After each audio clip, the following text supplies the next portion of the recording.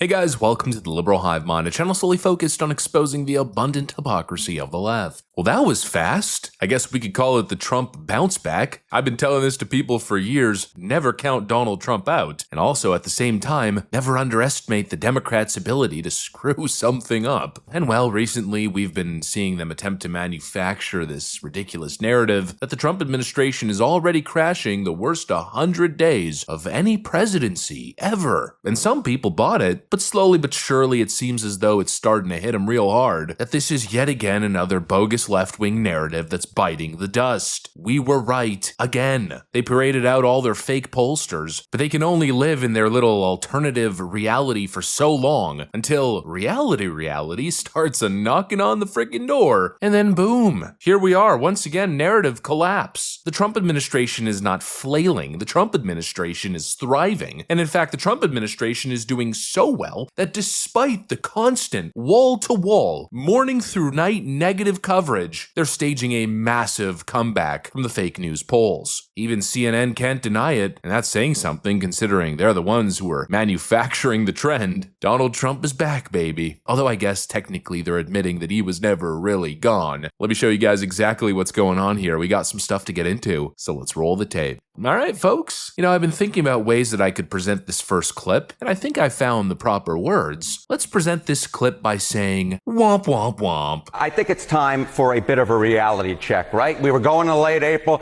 Donald Trump's approval rating, his net approval seemed to be falling. He seemed to be adios amigos. People were writing his political obituary. He is rising from the dead like Methuselah. Look at this. Hello, Trump's net approval rating among voters. This is the Reuters Ipsos polling. Look at this. In late April, he was 8 points underwater.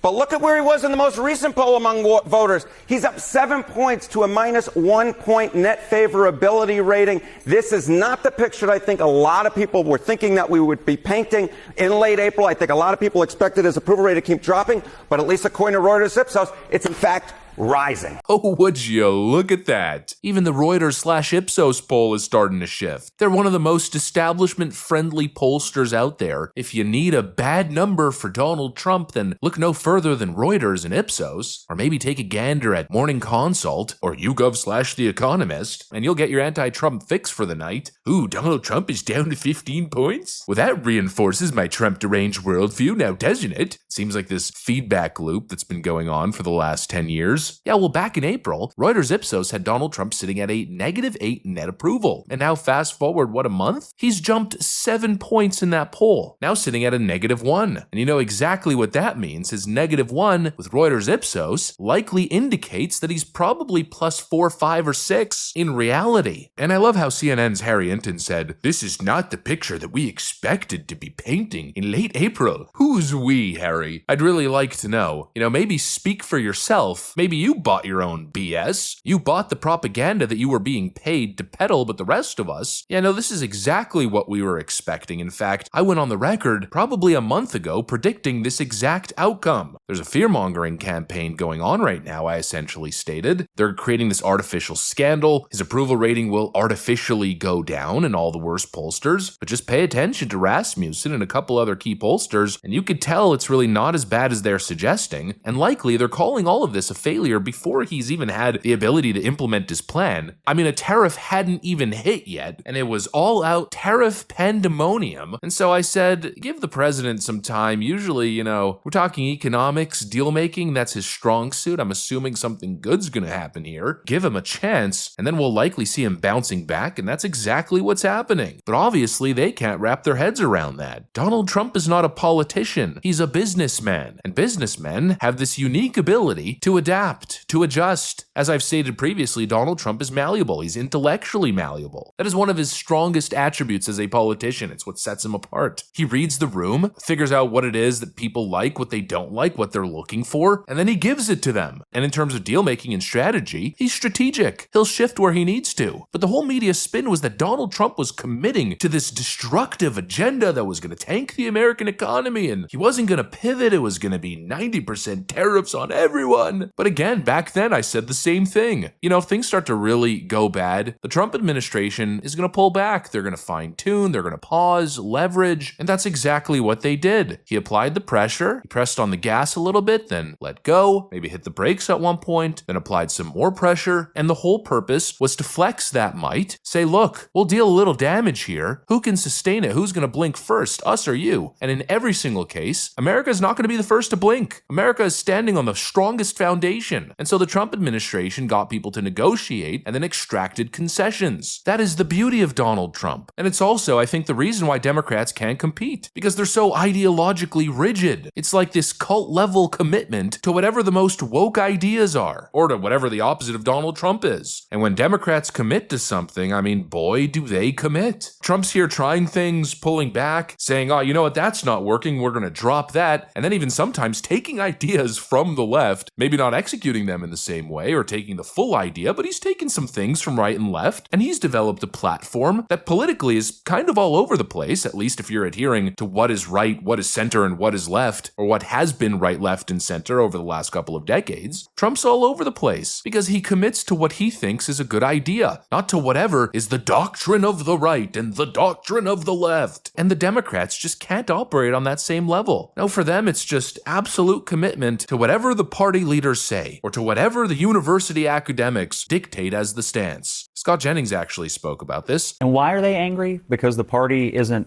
being ornery enough in Washington and liberal enough? I mean, that's just it, right? The lesson that the base has learned from the last election is we're just not far left enough. And until you shed your allegiance to illegal aliens, boys and girls sports, and higher taxes, the American people do not want this. And it doesn't matter who you nominate, because if the base is going to push the nominee of the Democratic Party in those three directions, and I have no reason to believe that they won't do that in the 2028 primary, you're going to have a devil of a time convincing people that you can actually act normal during a campaign. They can't pivot. They can't course correct. And really, the only time they do actually kind of course correct is when Donald Trump sets them up for failure by saying, you know what? I like that idea. I'm going to take that from you. And then Donald Trump goes on the popular side of an issue, and then Democrats, in their endless Trump derangement, take the opposite side, take the losing side. Yeah, none of this is surprising. This is not where we expected to be. I mean, what a quote. That's because you guys got your heads so far shoved up your own behinds, it's not even funny. You're living in your little manufactured media world, but if you just peek from the hole for 2 seconds, you know, reality is actually pretty damn clear. Stop committing to whatever the approved DNC narrative is, and start paying attention to the actual stories, to the actual news cycle, and then maybe, just maybe, you won't be wrong all the time. It's really not that difficult. I mean, if I could do it, like I always say, sitting here like Captain Underpants at my work desk, then certainly a billion-dollar media corporation could get it right every once in a while too, no? Anyways, that's pretty much what I got for you guys on this one. Hopefully you enjoyed the video. If you did, make sure to leave a like and possibly subscribe. Thanks for watching, and I'll see you on the next one.